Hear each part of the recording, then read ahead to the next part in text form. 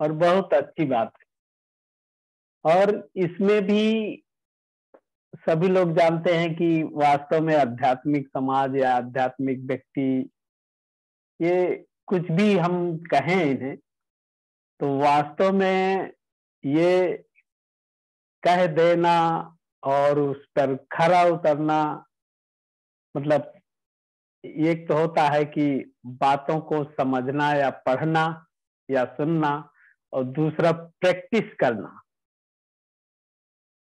और प्रैक्टिस के अलावा जो अगली बात होती है प्रैक्टिकल, उसको अपने जीवन में सही रूप से प्रयोग करना बहुत कठिन होता है।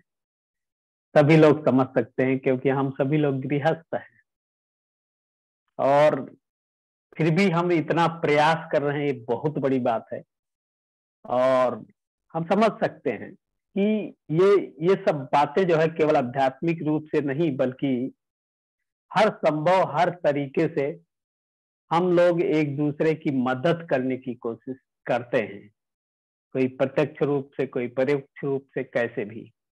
और इसमें भी सब एक साथ जुड़ते हैं, और चाहे धर्मचारी हो चाहे धर्म मित्र हो, सबको दिल्ली केंद्र द्वारा जो बार बार संधि दी जाती है, ये भी तो मदद ही है हम लोगों के विकास के लिए, स्वयं के विकास के लिए, दूसरों के विकास के लिए।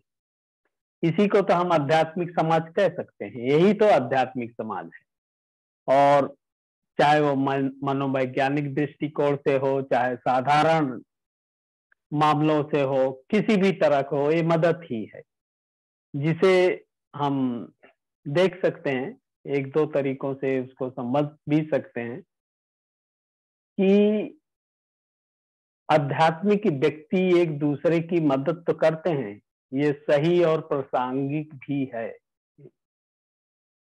है ना। क्योंकि हमने इस पे काफी कुछ पहले भी बताया है कि आध्यात्मिक समाज में हम आध्यात्मिक प्रतिबद्धता, आध्यात्मिक आदर्श के समान आदर्श पर रहते हैं, है ना। ऐसा हम प्रयास करते हैं, क्योंकि गलतियां या कोई भी बात होती है, किसी से भी हो सकती है, लेकिन हर समय जो संभव नहीं होता है, क्योंकि आध्यात्मिक समाज के सदस्य जो होते हैं उसमें भी विभिन्न प्रकार के व्यक्ति होते हैं, क्योंकि अलग अलग भाषा के व्यक्ति होते हैं, अलग अलग विचारों के व्यक्ति होते हैं, बहुत सारी बातें भिन्नता होती है उसमें।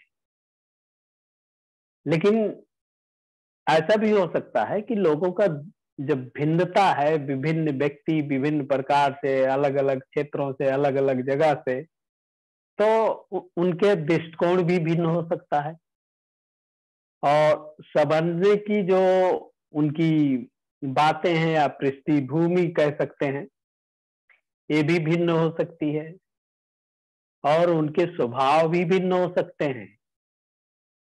उनमें कुछ के साथ, मतलब हम सब जो है आसानी से हम, मतलब उनसे कुछ कुछ लोगों से बहुत अच्छी पटती है, बहुत अच्छे विचार मिल जाते हैं, ऐसा भी होता है। और कुछ के साथ क्या होता है, नहीं बनती है, नहीं बात बनती है, तो ऐसा भी होता है। क्योंकि जो कुछ के साथ आसानी से बातें बनती है, बहुत अच्छे व्यवहार बन जाते हैं, या मित्रता बन जाती है, या मैत्री स्थापित होती है, तो कुछ न कुछ कहीं से विचार मिलते हैं उनके, तो कुछ समानताएं होती हैं एक दूसरे की। या ऐसा भी हो सकता है कि एक दूसरे को कुछ छोटी मोटी बातें या कुछ बातें होती हैं, सब में होती हैं, जो व्यक्ति इग्नोर भी कर देता है, उस पर ध्यान नहीं देता है ना। तो ये सारी बातें होती हैं, उनमें से कुछ व्यक्तियों के साथ उन मुद्दों पर सहमति नहीं बनती है, और ये असंभव होता है बनना। जिन मुद्दों पर हम काम करना चाहते हैं, असहमति तो होती है, ऐसा भी है। लेकिन जहां आध्यात्मिक समाज के व्यक्ति होते हैं, सबसे बड़ी बात है कि जिन मुद्दों पर हम काम करना चाहते हैं, हम आध्यात्मिक तौर से देखें तो कुछ नहीं छोड़ सकते, और हम दूसरे व्यक्तियों को शायद ही ये कह पाएंगे जो वैसे व्यक्ति होते हैं। और ऐसा भी होता है समाज में, बहुत तरह के लोग होते हैं। साधारण तौर पे देखा जाए, अगर किसी से नहीं बनती तो एक दूसरे से बातें नहीं करते बहुत दिनों तक। लेकिन ऐसे में हमारे पास एक बात करने के लिए क्या होती है, हम सभी मिलकर कार्य करें। किस लिए? जो मेन उद्देश्य होता है, क्योंकि चाहे उनसे बने या ना बने, हमारा मेन उद्देश्य क्या होता है? हमें स्वयं का विकास करना, हमें बुद्ध जैसा बनना। वो जिससे हमारे विचार नहीं मिलते वो भी वही प्रयास करता है, और जिससे विचार मिलते हैं वो भी वही प्रयास करता है। लेकिन कोई एक बात तो है जहां हमारी सहमति बनती है। ये आध्यात्मिक समाज का मेन वो है जिसके लिए हम सभी मिलकर कार्य करते हैं, और कार्य करना भी चाहिए। और हमें पहचान करना भी पड़ेगा कि हमारे बीच जो समान बात है उस पर चिंतन करना पड़ता है, और वो जो आध्यात्मिक व्यक्ति है वही चिंतन कर सकता है कि जो समान बात है जो हम लोगों के बीच में, जिसके लिए हम यहाँ इकट्ठा हुए हैं, अपने मन को शुद्ध बनाने के लिए, स्वयं को शुद्ध बनाने के लिए, अपने चित्त को शुद्ध बनाने के लिए, ध्यान के माध्यम से हम एक साथ आते हैं। और वही बात है कि उसको ही हमें अधिक महत्वपूर्ण मानना चाहिए, उसी बात को। बाकी को छोड़ दो, बाकी सब धीरे धीरे बनता चला जाता है। इसीलिए तो हमने पहले भी बताया है शायद कि जब हम मिथ्या भावना करते हैं तो जो हमारा विरोधी होता है, जिससे नहीं बनती, उसके लिए भी करते हैं। अब उसके लिए कैसे करते हैं? उसकी कोई भी बात तो अच्छी लगती होगी हमें, तो यही बात है। लेकिन यहाँ पर हमारी किसी से बने या ना बने, किसी से संपर्क हो या ना हो, कैसे भी रहे, भिन्नता हो सकती है, लेकिन हमारा ध्येय क्या है, हमारा उद्देश्य क्या है, ये बहुत महत्वपूर्ण रखता है। अपेक्षाकृत उन बातों के हम जो हमारे बीच समान नहीं है, उन बातों को हमें छोड़ना चाहिए, और हमें समान बातों के आधार पर अपने समान संबंधों के बारे में चिंतन करने चाहिए, और हमें सोचना पड़ेगा उस पे। और यही बात ये आध्यात्मिक समाज में बहुत महत्वपूर्ण है, जो हम एक दूसरे के लिए काम करते हैं, एक दूसरे व्यक्तियों के लिए सहायता करते हैं, भले ही ये कष्टदायक क्यों ना हो। और ये भी निश्चित तौर पर आसान भी नहीं है। कष्ट तो होता है, आसान भी नहीं है, लेकिन फिर भी हम करते हैं, क्योंकि हम आध्यात्मिक व्यक्ति हैं, हम आध्यात्मिक समाज के लोग हैं। लेकिन इसमें जब हम ऐसा करते हैं तो धीरे धीरे क्या होता है, हमें सफलता मिलती है, और मिल भी सकती है, कुछ भी समझ सकते हैं। और इस प्रकार से आध्यात्मिक समाज के सदस्य आपस में एक दूसरे की मदद करते हैं। वह एक दूसरे की मदद आपसी सीमाओं को पार करके भी करते हैं, और वे सीखते हैं उच्च आधार पर कैसे संबंध स्थापित किया जाए। बहुत बड़ी बात है, ये आध्यात्मिक समाज की बात है। अब उच्च आधार पर संबंध स्थापित करने का कौन कर सकता है? उच्च आधार पर जो ध्यान करेगा, जो सीलों का पालन करेगा, वही तो कर सकता है। और जिसके अंदर ऐसी भावनाएं नहीं होगी क्या कर सकता है? वो उसी अज्ञानता में बना रहता है। और इसी से भंते जी बड़े उससे कहते हैं कि इसके लिए ये हम समझ सकते हैं, इसके अतिरिक्त कि आध्यात्मिक जीवन आसान नहीं। अकुशल विचारों का उन्मूलन करना आसान काम नहीं, और कुशल विचारों का विकास करना भी आसान काम नहीं है। इस पर हम चिंतन के द्वारा कभी कभी महसूस कर सकते हैं। हमारे नागराज जी चिंतन कराते हैं, बहुत अच्छा चिंतन कराते हैं, हम सभी लोग चिंतन करते हैं। तो क्यों करते हैं कि हम आध्यात्मिक लोग हैं ना, इसीलिए हम चिंतन करते हैं, उस पर समझते हैं, सोचते हैं। कोई काम आसान तो नहीं होता है, लेकिन जब करने लगते हैं तो रास्ता खुलता चला जाता है। ध्यान भी आसान नहीं होता, लेकिन धीरे धीरे धीरे अच्छा लगने लगता है। तो ये बहुत बड़ी बात है। इस पर हम चिंतन के द्वारा कभी कभी महसूस कर सकते हैं सब कुछ त्यागना हमारे लिए कितना कठिन है। और वास्तव में देखते हैं, शुरू शुरू में ऐसा होता था हम लोगों का, ठीक है, हम ड्यूटी से आते थे, हमारा एक सप्ताह में क्लास जाना, हर एक चीज उसमें जाना, संडे का दिन होता है, सभी लोग जानते हैं संडे के दिन बच्चों के साथ रहना हर एक कोई पसंद करता है। और सबको देखकर घर में भी होता है ऐसे कि भाई सारे तो घर में रहते हैं तो चले जाते हैं, लेकिन एक कठिन काम ही तो होता है, लेकिन फिर भी हम करते रहते हैं। और करते करते आज उसका एक उदाहरण है, हम सभी लोग यहाँ इकट्ठा हैं, कितनी दूर दूर से कहाँ कहाँ किस किस क्षेत्र के लोग हैं, लेकिन हम एक साथ बैठ रहे हैं, एक दूसरे को जान रहे हैं। भले हम प्रत्यक्ष न मिले हों, लेकिन अप्रत्यक्ष तौर से हम एक दूसरे को लगता है कि बहुत अच्छी तरह से जानते हैं और जैसे बहुत अच्छी तरह से समझते हैं। कितनी बड़ी बात है। तो इसको हम महसूस कर सकते हैं, देख भी रहे हैं।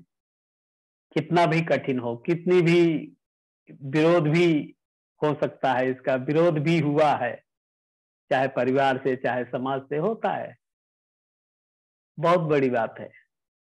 और विरोध तो इतना ज्यादा होता है, मैं आपको बताऊं, अपने शुरू की बात है, जब मैं शुरू में केवल बाबा साहब को जानता था, गांव में रहता था, पढ़ता था इंटर में।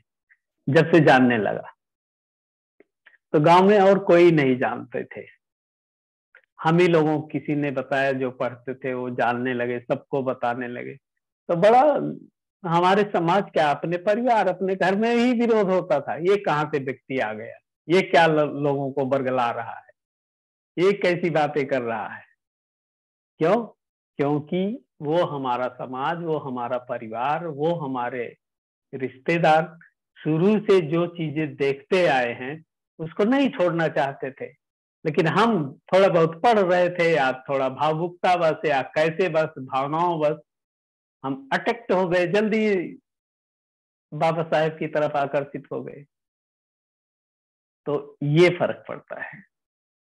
विरोध तो होता है, हर एक जगह होता है शुरुआत में, और इस विरोध को वो बहनें भी समझ सकती हैं जो जिनके पति या परिवार में कोई मित्र ना हो सकता वो अकेले आगे बढ़ रही हो, पति का सहयोग हो, या और घर के सदस्य हो, भी बोलते हैं कि आए दिन तो ये शिविर में कहीं चली जाती है, बच्चों को देखना, परिवार को देखना, बहुत सारी बातें होती हैं। मतलब कुछ बातें ऐसी होती जिसको हम नजरअंदाज करते हैं, समझ नहीं पाते, लेकिन विरोध होता है ऐसी बातों की। लेकिन धीरे धीरे हम अपने आध्यात्मिक समाज से जुड़ जाते हैं, ऐसे अच्छे व्यक्तियों से जुड़ जाते हैं कि जिससे ये सब बहुत हमें कम लगता है। और हम फिर भी क्या होता है कि जो हमारे जो कल्याण मित्र होते हैं, या धर्मचारी होते हैं, या वरिष्ठ धर्म मित्र होते हैं जो जेफार के शिविर करते हैं, जिनके द्वारा हम यहाँ जुड़े होते हैं, वो लोग जो हैं सहारा देते हैं एक दूसरे का, एक दूसरे को प्रोत्साहन देते हैं, वो प्रेरित करते हैं। एक बहुत ही महत्वपूर्ण बात है कि जिसे वे एक दूसरे के लिए करते हैं, शायद यही बात उनको उस समय ऊपर उठाती है। क्योंकि जो ऐसी सहायता करता है, जो प्रेरणा करता है, तो वो तो दूसरे के लिए कर रहा है, लेकिन वो खुद भी ऊपर उठता है। क्योंकि किसी को कोई चीज समझाने बताने के लिए उसे भी कुछ चिंतन करना पड़ता है, तो इसलिए वो भी ऊपर उठता है और उसके सहायता जो साथ में है उनके वो भी ऊपर उठते हैं। कितनी बड़ी बात है, इसको हम समझ सकते हैं, इस पर भी चिंतन कर सकते हैं, है ना। जबकि कठिनाई में होते हैं या जब हमें निराशा होती है, ये सब कार्य उस समय तक होता है जब तक कि हम आध्यात्मिक समाज के सदस्यों के जो है ये लोग तभी तक काम करते हैं जब जो हमारे सदस्य होते हैं या जो वरिष्ठ धर्मचारी होते हैं या जो हमारे धर्म मित्र होते हैं, कल्याण मित्र होते हैं, कब तक करते हैं, जब तक कि हम जो है या हमारा पैर वहां पर जड़ ना जाए, हम अपने जिस काम के लिए चल रहे हैं उसके प्रति दृढ़ प्रतिज्ञ ना हो जाए, तब तक करते हैं। और जब हम दृढ़ प्रतिज्ञ होते हैं तो वो भी थोड़ा थोड़ा ठीक है, उतना ध्यान नहीं देते कि अब तो ये व्यक्ति पूरा अपने आप ही सब कुछ करने लगा, तो ये होता है। लेकिन ये बहुत ही मतलब सुखद होता है। और यहाँ सांत्वना की स्थिति होती है, बहुत सहानुभूति की स्थिति होती है जब हम संकट के दौर में गुजर रहे होते हैं, उस समय जो हमारी मदद करता है और जो उसका लाभ मिलता है वो समझ सकते हैं हम लोग। हमारे इर्द गिर्द ऐसे भी व्यक्ति होते हैं जो हमारे हित के बारे में गंभीरता से सोचते हैं, जो समय समय पर आध्यात्मिक हित चाहते हैं हमारा, ऐसे लोग होते हैं। और ऐसे व्यक्ति कठिन समय भी हमारी मदद करते हैं। जैसे कोरोना काल में सभी लोगों को विदित है, ये ऑनलाइन जूम मीटिंग चली, हम एक दूसरे से जुड़े। हमारा मतलब समाज में देखो या वातावरण ऐसा था कि डर का माहौल, बहुत सारी बातें थी, लेकिन कितना अच्छा समय बीता। हम लोगों ने सीखा भी, कुछ पाया भी, कुछ खोया भी। कुछ ने खोया है, कुछ ने पाया है, पाया सबने भी है, लेकिन संतुलन एक बना रहा, ये बहुत अच्छी बात है। और वास्तव में ये है आध्यात्मिक समाज, इसे हम आध्यात्मिक समाज कहते हैं, है ना। तो इस प्रकार से ये होता है। आध्यात्मिक समाज के लोग क्या कर सकते हैं, यहाँ पर बहुत कुछ, बहुत बिंदुओं पर चर्चा हो सकती है। यहाँ पर बहुत चीजें समझने की आवश्यकता है और हमें समझना भी चाहिए। और ये भी आवश्यक नहीं है कि हम किसके लिए क्या कर रहे हैं, समाज के लिए या विश्व के लिए हमें कोई प्रमाण या कुछ देने की जरूरत नहीं होती है। स्वच्छंद होकर, स्वतंत्र होकर हम लोग ये सब काम करते हैं। सारे लोग मिलजुल कर एक साथ बैठते हैं, जो कुछ करते हैं इसलिए करते हैं, या ऐसा जो करना चाहते हैं, अपने ऊपर कोई बंधन नहीं होता है। जो कुछ भी करते हैं स्वयं के आध्यात्मिक विकास के लिए या स्वयं के आध्यात्मिक जीवन के एक हिस्से के रूप में हम करते हैं। यदि हम थोड़ा सा सोचें या चिंतन करें तो पता चलता है कि आध्यात्मिक समाज के सदस्य के लिए ये आवश्यक नहीं है कि अपने अस्तित्व को हमें किसी के सामने अच्छा सिद्ध करने की जरूरत पड़े। इसके लिए दिखावा आवश्यक नहीं है। ये आध्यात्मिक या आर्थिक परिवर्तन लाए या शासन पर किसी की भी मदद करे, इसके लिए भी ये आवश्यक नहीं है। संसार के भौतिक मामलों में लाभ पहुंचाएं, ऐसा कुछ नहीं है, लेकिन सब स्वतंत्र होते हैं। ऐसा भी हम कह सकते हैं कि आध्यात्मिक समाज के सदस्य संसार या आध्यात्मिक समाज के बीच सेतु का काम करते हैं, एक पुल का काम करते हैं। और वो 4-5 या इससे अधिक संख्या में इकट्ठा होते हैं कुशल मानसिक अवस्थाओं के विकास के लिए कार्य करते हैं, और ये गतिविधियां व्यक्तियों के जो सांसारिक स्तर से ऊपर उठाकर मिश्रित स्तर तक पहुंचाता है ना। ये मिश्रित स्तर, सांसारिक स्तर या भौतिक स्तर, ये जब हम आगे पढ़ेंगे तो उसमें होता है। एक हम सांसारिक उसमें रहते हैं, जब आगे श्रोतापन की अवस्था में होते हैं, कुछ ऐसे होते हैं कि क्या होता है कि वो कभी कभी श्रोतापन की तरफ बढ़ते हैं, फिर नीचे आ जाते हैं कुछ कारणों से, फिर ऊपर उठते हैं, इसे मिश्रित कहते हैं। दोनों तरफ होते हैं। तो ऐसे है। तो इस प्रकार से होता है। और इतना ही नहीं, इनसे आगे बढ़कर व्यक्तियों को मिश्रित से ऊपर विकसित कर आध्यात्मिक स्तर तक पहुंचाती है। इससे ऊपर जब हम आ जाते हैं और आध्यात्मिक स्तर तक हमारा विकास होता है। और इन सब विधियों के लिए हमारा ध्यान साधना, क्लास, शिविर, प्रवचन, अभ्यास, चाहे वो जनरल अभ्यास हो, मित्र अभ्यास हो, है ना, सारी चीजें जो होती हैं हमें सहायता प्रदान करती हैं। और जो ये दिल्ली केंद्र से चल रहा है, ये भी तो अभ्यास ही है ना, जो हम करते हैं, जो हम समझते हैं। वास्तव में इन गतिविधियों के लिए क्या होता है, सभी खुले होते हैं। जो भी इनका लाभ उठाना चाहते हैं, उनके लिए सम्मिलित होने के लिए कुछ लेना देना नहीं होता है ना। कोई किसी से कुछ नहीं कहता है, कोई भी आए। बार बार यहाँ भी जब लास्ट में एक कार्यक्रम संपन्न होता है क्या, अपने आप आओ और लोगों को भी ले आओ और लोगों को भी बताओ, क्योंकि सबका लाभ होना है। इस प्रकार आध्यात्मिक समाज के व्यक्ति जो बुद्धत्व के आदर्श के प्रति समर्पित होते हैं, जो उच्च उत्क्रांति के स्तर और अंतर्दृष्टि की प्राप्ति के लिए प्रतिबद्ध होते हैं, ये वो लोग होते हैं। और शायद टाइम भी हो रहा है, इसलिए मैं ज्यादा आगे नहीं बढ़ूंगा और यहीं पर हम अपने इस कुछ शब्दों को विराम दूंगा। और आप लोगों ने मुझे धैर्य से सुना, उसके लिए मैं आपको वंदन करता हूँ, पुण्यानुमोदन करता हूँ। और आगे के लिए